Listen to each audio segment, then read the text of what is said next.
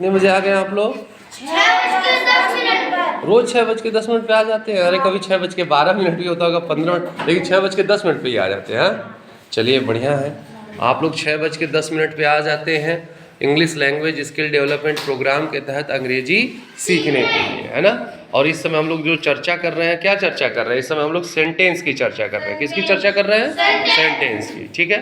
और सेंटेंस के अंतर्गत, है ना, सेंटेंस के अंतर्गत जो है अभी हम सीख रहे हैं कि कैसे अफर्मेटिव से निगेटिव सेंटेंस हम बनाते हैं। ये चीज़ हम लोग अभी सीख रहे हैं। तो क्या है? निगेटिव एंड इंट्रोगेटिव सेंटेंसेस, यानी अफर्मेटिव से निगेटिव सेंटेंस बनाना। अभी इसमें हम दो प्रकार का अफर्मेटिव सेंटेंस का निगेटिव बनाना सीख चुके हैं। एक डू, है ना, जब डू का यूज होगा तो डू के बाद नॉट का यूज होता है, first form of the verb का यूज होता है।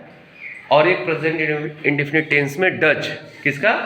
डज का प्रयोग होता है, तो उसके बाद नॉट का प्रयोग होता है, डज नॉट, है ना। आज हम लोग क्या अफर्मेटिव से निगेटिव सेंटेंस बनाना में सीख रहे हैं? देखो, प्रेजेंट इंडेफिनिट टेंस कह लो या इसे सिंपल प्रेजेंट टेंस कह लो, सिंपल प्रेजेंट टेंस में इज एम आर का भी प्रयोग होता है। अफर्मेटिव सेंटेंस वाले कुछ ऐसे सेंटेंस आते हैं जिनके लिए इज एम आर का प्रयोग होता है, और उस समय क्या होता है, इज एम आर जो है ऑक्सिलरी वर्ब के रूप में कार्य नहीं करता है।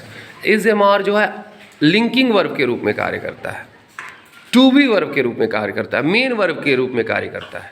तो वही यहाँ पे लिखा हुआ है कि प्रेजेंट इंडेफिनिट टेंस में इज एम आर का प्रयोग लिंकिंग वर्ब की तरह से भी होता है, अर्थात ये वाक्य की मुख्य क्रिया होती है, मेन वर्ब होती है। आप लोग वर्ब पढ़े हैं ना, टू डू, टू बी।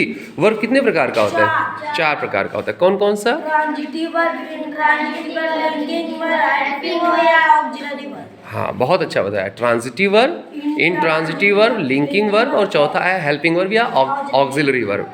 तो ये जो लिंकिंग वर्ब है ना, लिंकिंग वर्ब, जिसमें वर्ब क्या करता है? मुख्य क्रिया के रूप में कार्य करता है ना, वर्ब की भूमिका मेन वर्ब के रूप में हो जाती है। तो वही बात हो रही है यहाँ पे कि प्रेजेंट इंडेफिनिट टेंस में इज एम आर का प्रयोग लिंकिंग वर्ब की तरह से भी होता है। कैसे होता है?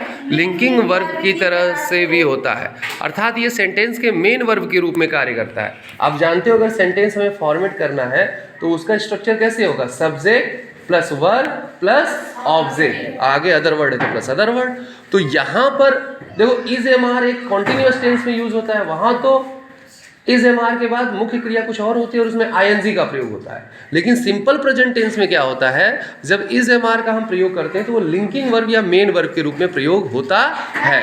तो जब इसका निगेटिव बनाते हैं हम, है ना, जो लिंकिंग वर्ब के रूप में सेंटेंस बना हुआ है, अफर्मेटिव सेंटेंस है, उसका निगेटिव हम बनाएंगे तो उन्हीं लिंकिंग वर्ब के बाद हम नॉट का प्रयोग कर देंगे। ठीक है, ये बात समझ में आ रही है ना सबके, कि ऐसी दशा में निगेटिव सेंटेंस बनाने के लिए जो लिंकिंग वर्ब्स हैं, कौन कौन से लिंकिंग वर्ब्स हैं सिंपल प्रेजेंट टेंस में? इज एंड आर, उन्हीं के ठीक बाद नॉट लगा दिया जाता है। ठीक है, अफर्मेटिव सेंटेंस में जो इज एम आर का प्रयोग मेन वर्ब के रूप में हुआ है, जब उसका हम निगेटिव बनाते हैं तो ठीक इज एम आर के बाद ही नॉट लगा देते हैं। और आप ये जानते हैं कि आई के साथ किसका प्रयोग होता है?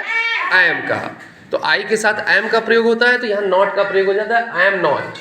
आई के साथ क्या प्रयोग होगा? आई एम नॉट। फिर ही, सी, इट या किसी नेम, किसी पर्टिकुलर नेम या सिंगुलर नाउन के साथ इज का प्रयोग करते हैं। किसका प्रयोग करते हैं? इज का। तो यहाँ इज के तुरंत बाद हम क्या लगा देंगे? नॉट लगा देंगे। ठीक है ना। हाँ, मेन वर्ब है is, very good. Linking verb है, मेन वर्ब है, टू बी प्रकार का वर्ब है, तो इसके बाद जो है हम क्या लगा देंगे? नॉट लगा देंगे।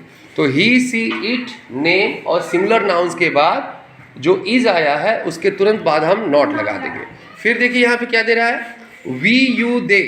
क्या दे रहा है? वी, यू, दे। और अगर कोई प्लूरल नाउन आ रहा है, प्लूरल सब्जेक्ट आ रहा है, तो उसके बाद हम लिंकिंग वर्ब के रूप में आर का प्रयोग करते हैं, और आर के बाद तुरंत हम लोग क्या लगा देंगे? नॉट लगा देंगे। ठीक है, तो ये चीज़ अभी हमने समझी कि आई के बाद एम, तो फिर उसके बाद नॉट का यूज करेंगे निगेटिव बनाते समय।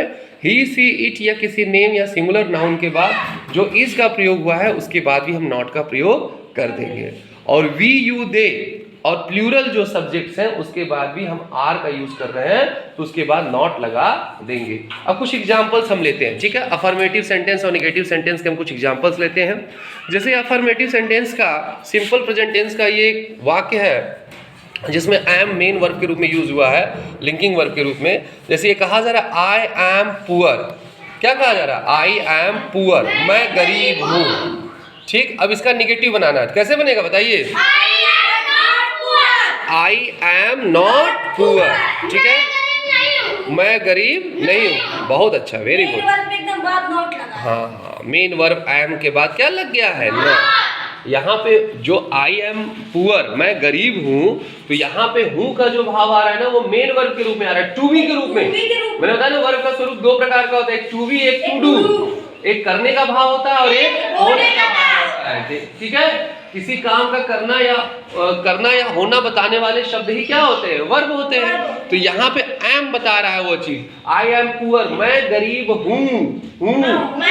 ठीक है, ये होने का भाव है। और यहाँ पे एम जो है मेन वर्ब के रूप में यूज हुआ है, और इसी एम के बाद हम नॉट का प्रयोग कर रहे हैं। तो आई एम नॉट पुअर, मैं गरीब नहीं। पुअर में से बेचारा भी होता है, आई एम नॉट पुअर तो कह देंगे, तो बेचारा भी कह देंगे। और आप ये भी जानते हैं, प्रोनाउंसिएशन करेंगे तो आर का उच्चारण र के रूप में नहीं होगा, है ना, उसको हम ब्रैकेट में लिख देते हैं, होता है ना। नेक्स्ट सेंटेंस क्या है? यू आर वीक, है ना, आप कमजोर हो या तुम कमजोर हो। अब इसका निगेटिव बनाना कैसे बनेगा? You are not weak. नहीं, यू है भाई, यू आर नॉट वीक। हाँ, आप कमजोर नहीं है। आर के बाद ठीक नॉट का यूज हो जाएगा, ठीक है, लिंकिंग वर्ब आर है, उसके बाद नॉट का यूज हो जाएगा।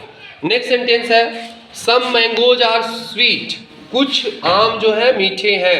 अब इसका निगेटिव सेंटेंस बनाना है, बताइए क्या होगा?